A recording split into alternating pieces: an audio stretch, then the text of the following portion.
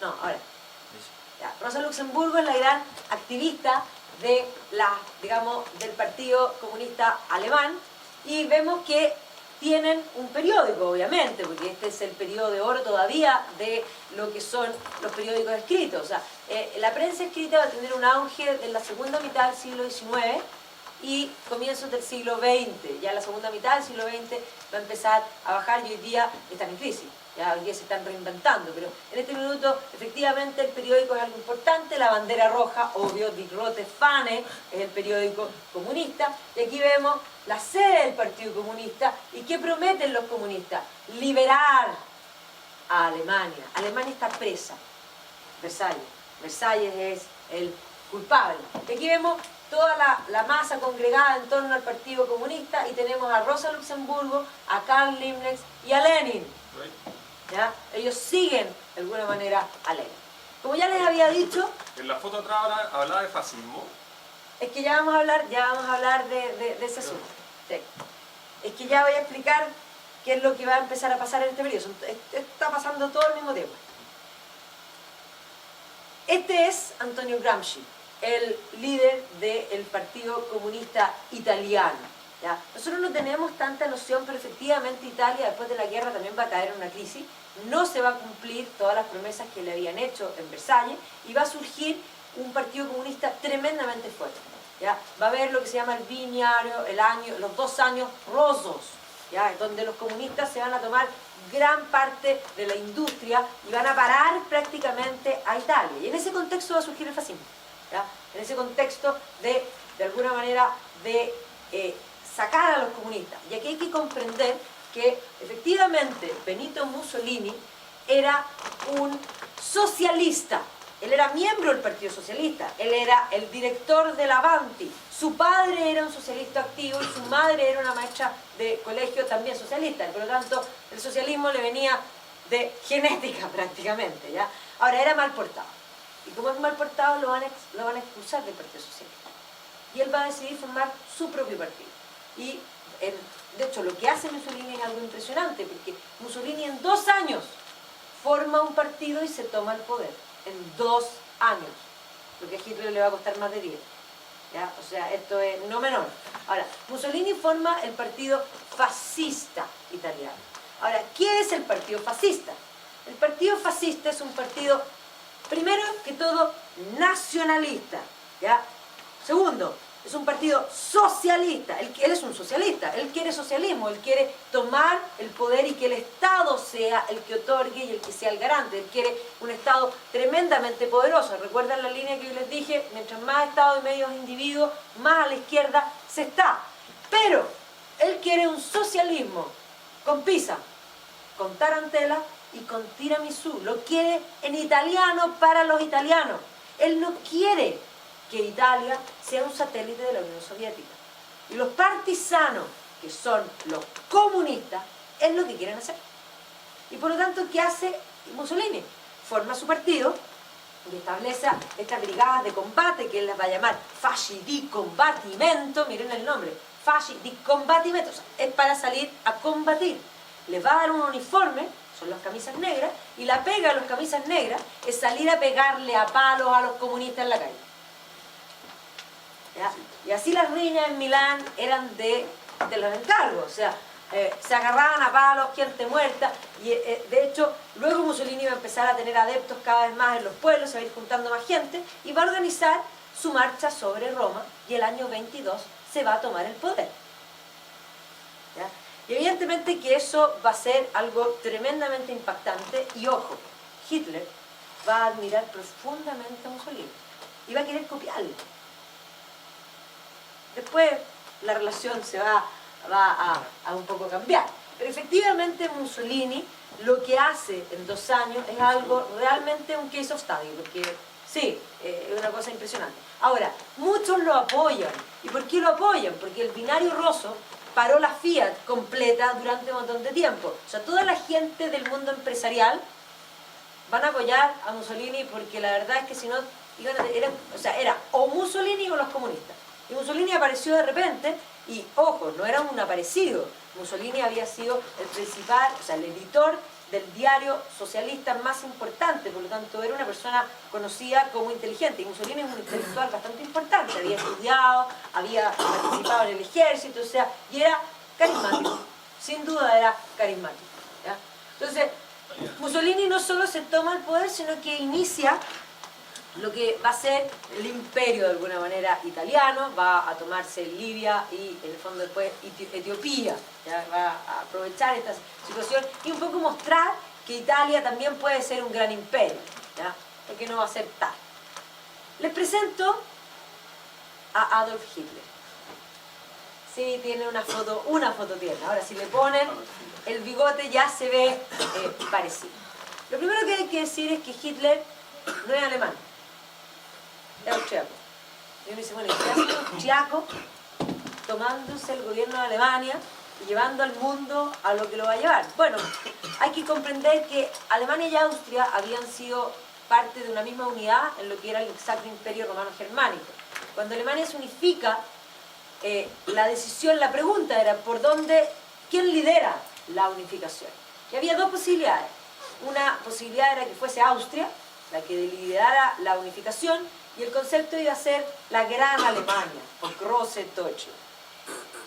O la otra posibilidad, que es la que fue, es que el proceso se liderara desde Prusia, no incorporando a Austria, porque Austria no era solo Austria, Austria era el imperio austrohúngaro, que implicaba mucho más que simplemente Austria. Y si era Prusia y se dejaba fuera a Austria, el concepto de la unificación iba a ser Kleine Deutschland, la pequeña Alemania. Pero siempre estuvo en la aspiración de los alemanes el concepto de la Gran Alemania, y de hecho Hitler va a tener ese concepto, ¿ya? Entonces, de alguna manera, vamos a ver que se sienten que tienen algo en común. Y la verdad es que la vida de Hitler es un montón de, como digo yo, eventos desafortunados, porque cuando uno analiza la vida de él, todo lo que debió ser, no fue. Y lo que fue, uno dice, me estáis molestando que esto fue así. Las probabilidades que fuese así eran muy bajas, pero para que vean que las probabilidades es un juego azaroso muchas veces, ¿ya? Él va a vivir en Linz, un pequeño pueblo en Austria. Su padre es un agente de aduana, un hombre bastante castigador y riguroso, pero en el fondo es un hombre que ha logrado lo que tienen con gran esfuerzo y que lo único que quiere es que su hijo tenga un pasar mejor que lo que tuvo él. Una madre súper sobreprotectora, con un padre castigador, una combinación compleja, ¿ya? Que en el fondo, yo siempre digo, porque cuando yo presento a Napoleón, digo que doña Leticia Ramolino roncaba y que Napoleón era un mamón, ¿ya? Y que cuando presento a Hitler, tengo que decir que Hitler también era un mamón. Por eso, cuando yo hablo de Hitler y hablo de Napoleón, digo, mamá, por favor, no críen mamones, son peligrosos. Ya, obvio, ¿ya? Era efectivamente un protegido de su madre. Él quería ser artista. O sea, imagínense este padre, agente de aduana, que ha logrado una posición, que lo único que quiere es que su hijo sea, ojalá un funcionario público también, para que tenga un buen pasar, y el niño quiere ser artista. Todavía hoy, cuando un niño viene y dice, mamá, quiero ser artista, los papás se complican inmensamente. Hoy ya hay gente que acepta que, ok, pero efectivamente no es que uno no quiera aceptar que sean artistas, simplemente los papás lo único que quieren es lo mejor para sus hijos y saben que si son artistas, a menos que sean el mejor, van a vivir una vida compleja y difícil. Eso es todo, ¿ya? Y en este caso era un papá castigador, y estamos hablando del final del siglo XIX, y por lo tanto aquí la discusión era de combo, obvio que era de combo, lógico, ¿ya? Si entendamos que efectivamente la psicología hace muy poco ha empezado a plantear que no es bueno pegarle a los hijos. Antes de eso se les pegaba en todas partes, en los colegios también, ¿ya? Ahora, como muchos dicen, un chachazo bien puesto a veces bueno. Bueno, en este caso, el niño quería ser artista, el papá encontraba que esto era lo peor que podía pasar. Pero miren, el niño no dibujaba nada de mal. Estos son cuadros de Hitler, ¿ya?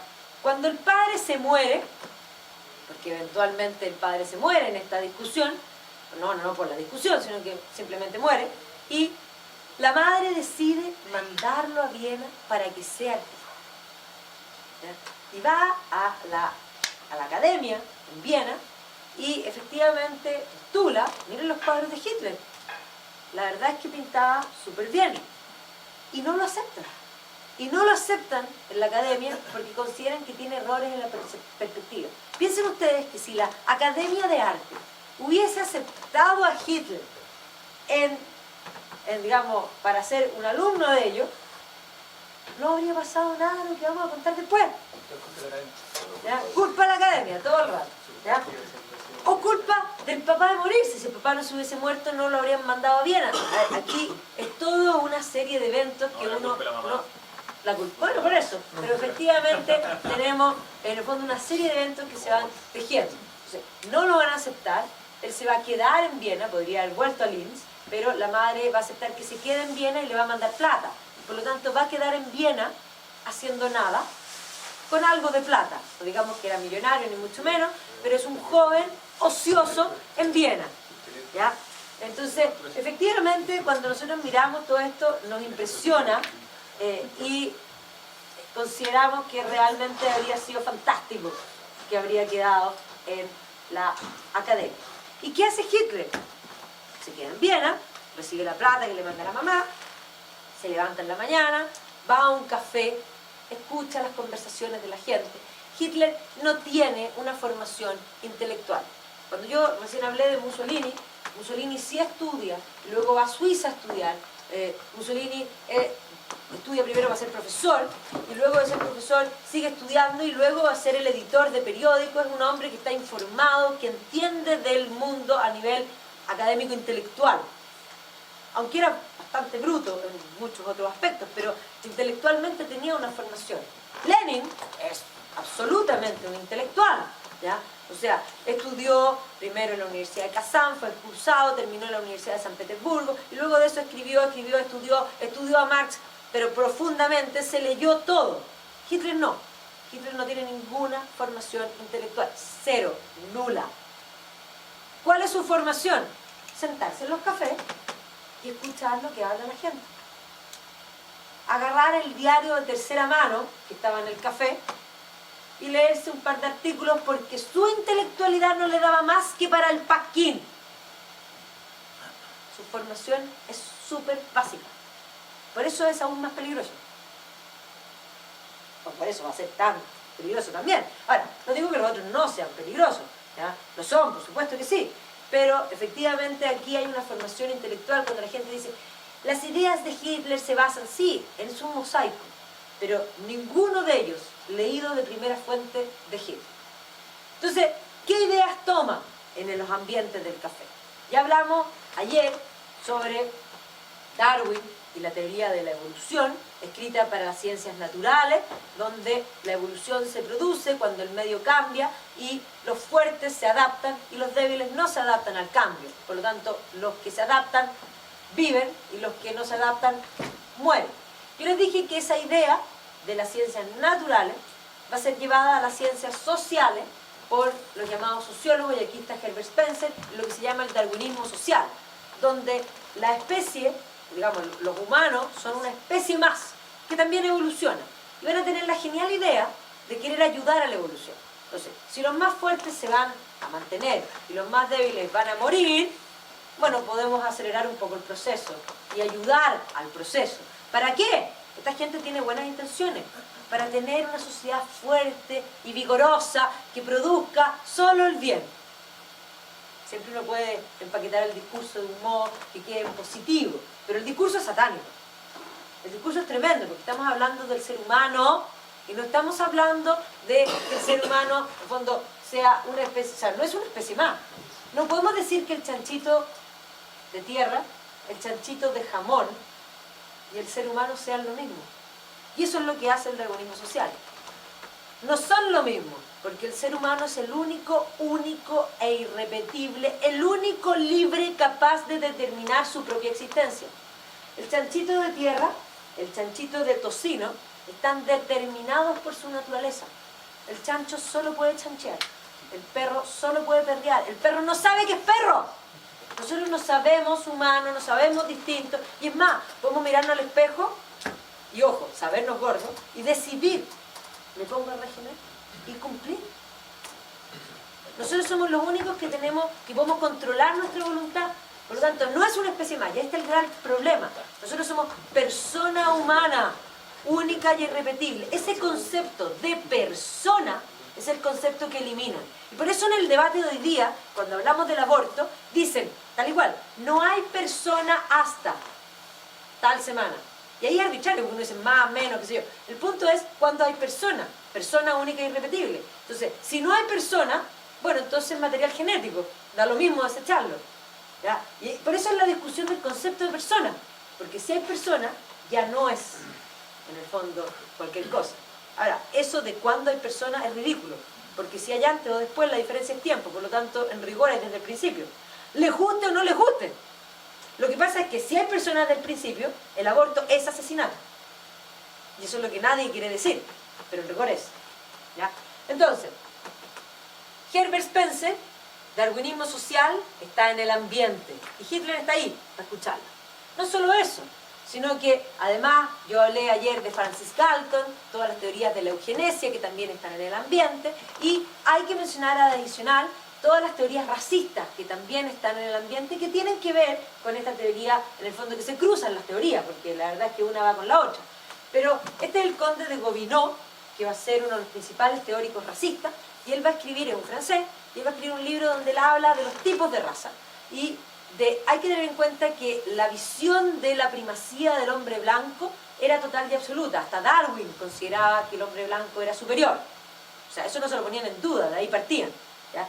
Entonces, de ahí los teóricos de raza van a desarrollar sus teorías donde van a plantear que hay razas superiores, que son razas creadoras de cultura, y Gobineau va a decir que son los aliens. Luego va a decir que hay razas neutras, que no agregan cultura, pero que tampoco quitan. Y ahí va a poner a los latinos. ¿Ya? Y va a decir que hay razas que son, en el fondo, parásitos, solo chupadoras de cultura. Y ahí va a poner a los judíos y a varios más, porque en el fondo son apatrias, en fin. ¿Ya? Entonces, ya hay toda una literatura creada sobre esta teorización de los tipos de raza. No solo Gobineau, sino que el yerno de Wagner, que es Chamberlain, que no es el mismo que el primer ministro inglés que vamos a hablar después, también va a ser un teórico de raza importante. Y es más, como la obsesión del siglo XIX en la ciencia, van a empezar a hacer ciencia de las razas. ¿Ya? Y aquí vemos ya tipografías que muestran los tipos de cráneo. Van a empezar a hacerse, en el fondo, craniometría para determinar la pureza de una raza. Es más, ¿cuánto debe medir el cráneo? ¿Cuánto deben medir los hoyitos de la nariz? A ver si no los estoy molestando. ¿Ya? Y este tipo de cosas se van a hacer, y se van a hacer múltiples experimentos en África colonial. Los alemanes van a hacer un gran experimento importante que va a terminar en un genocidio en África. Y no solo los alemanes, ojo, los ingleses en la guerra de los Boers también van a hacer lo suyo, y de hecho la guerra de los Boers va a ser la primera guerra, final del siglo XIX, donde van a aparecer campos de concentración. Una invención inglesa, donde se van a poner a los afrikaners, es decir, a los holandeses blancos, que vivían ahí antes. Lo que pasó es que los holandeses llegaron primero a Sudáfrica, y después llegaron los ingleses, y coexistían. Los holandeses se fueron a la zona del Transvaal, pero descubrieron diamantes. Obvio, y ahí se va a producir la llamada guerra de los Boers, ¿ya? Que va a ser una cosa terrible, porque en esos campos de concentración van a morir como moscas, mujeres, niños, todos los holandeses. Es una cosa terrible. Y sí, es una página negra en la historia inglesa, en mi querida Inglaterra, sí. El concepto de eugenesia, este concepto de eliminar, y aquí vamos, no es solo eliminar al que viene con problemas, porque en esta época el diagnóstico prenatal era nulo, por lo tanto era súper simple, había que ver quién eran los padres, y si esos padres de alguna manera eran considerados poca cosa por A, por B, por C, ojalá que no tengan hijos.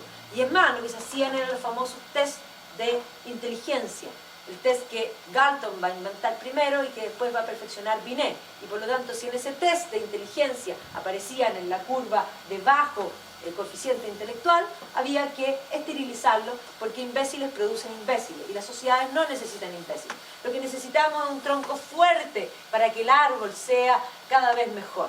¿Ya? Ese era el concepto. Entonces, efectivamente, en el concepto que venía desde la época victoriana, los pobres eran vistos como, en el fondo, no encajaban como clase. Y por lo tanto, ojalá los fuéramos disminuyendo. No era disminuir la pobreza, era disminuir la cantidad de pobres, que es distinto. ¿Ya? Que es lo que se va a hacer a través de la eugenics, y la eugenics va a ser algo que va a aprender, sí, va a surgir como concepto de alguna manera desde Galton, pero Estados Unidos va a ser lejos el que más va a practicar la eugenesia. Inglaterra va a tener un gran debate, y es más, ellos van a plantear en el Parlamento, se quiere aplicar la eugenesia. De hecho, Winston Churchill era partidario de la eugenesia, todos eran partidarios, sonaba algo fantástico, ¿ya? Y el único que se va a levantar en contra de esta moción de ley en el Parlamento, que hablaba de esterilizar a un concepto que le ponían feeble-minded, es decir, a las mentes débiles. ¿Qué es la mente débil? Y Chesterton, G.K. Chesterton, va a ser el único que va a reclamar, diciendo que ese concepto de feeble-minded es un concepto arbitrario, y que mañana pueden ser los colorines, y pasado mañana pueden ser los bajitos. Y obvio,